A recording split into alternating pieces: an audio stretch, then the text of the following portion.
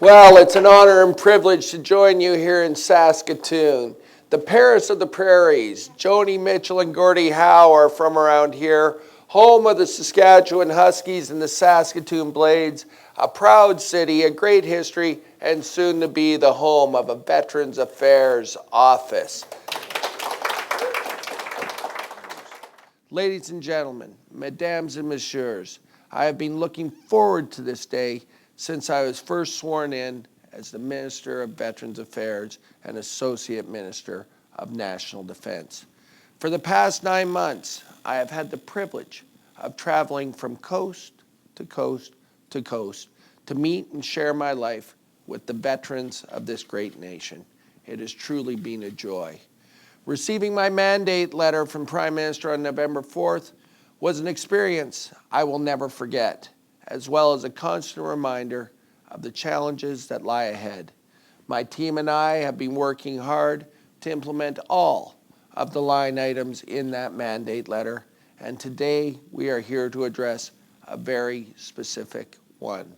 Reopen the 9 Veterans Affairs offices, and I'm pleased to announce here today that we are doing just that.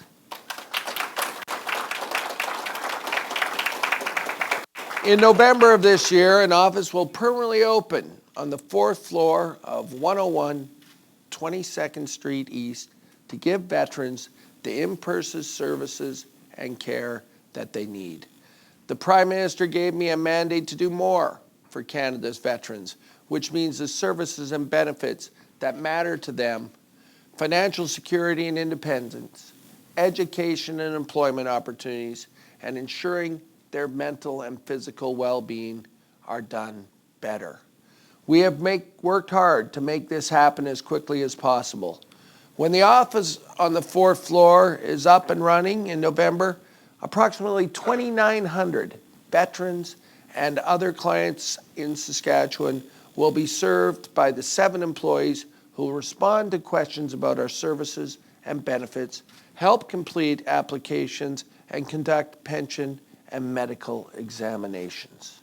It is also a place where the 50 veterans who are case managed will be able to meet in person with their case manager. And let's face it, veterans need the opportunity to meet in person with people. It's not always as easy to do it over the phone, over the computer. And when we come back, we have an obligation to do the best we can for them, and that includes frontline service and staff. The office's opening is significant and important as we improve the transition experience for those who release from the military.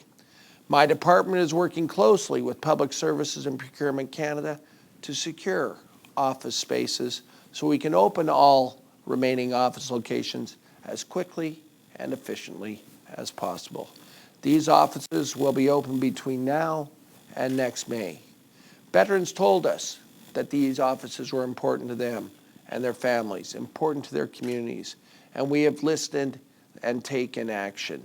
Opening an office where veterans can come in and get the same, if not better, level of care and attention they received while serving in the military is the least we can provide for our veterans.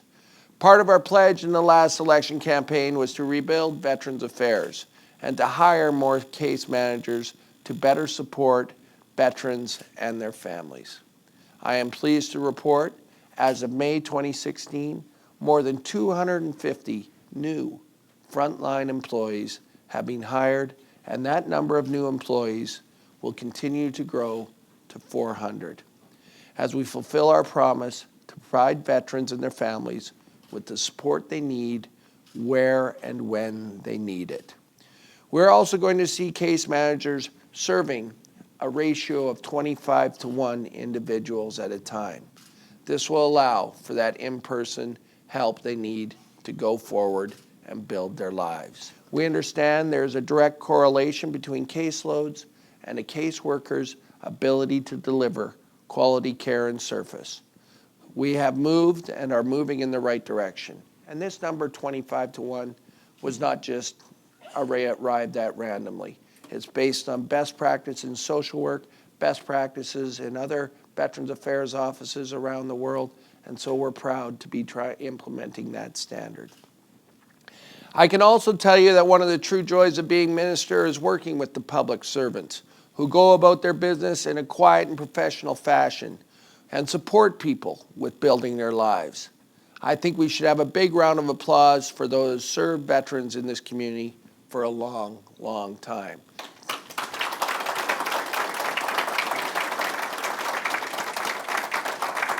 Hiring more frontline employees and opening offices are both direct action items related to Budget 2016, where we committed $5.6 billion to improving veterans' outcomes. We are closing a number of current gaps in the system, restoring critical access to services and improving long-term financial security and independence of our ill and injured veterans and their families in a fair and equitable fashion.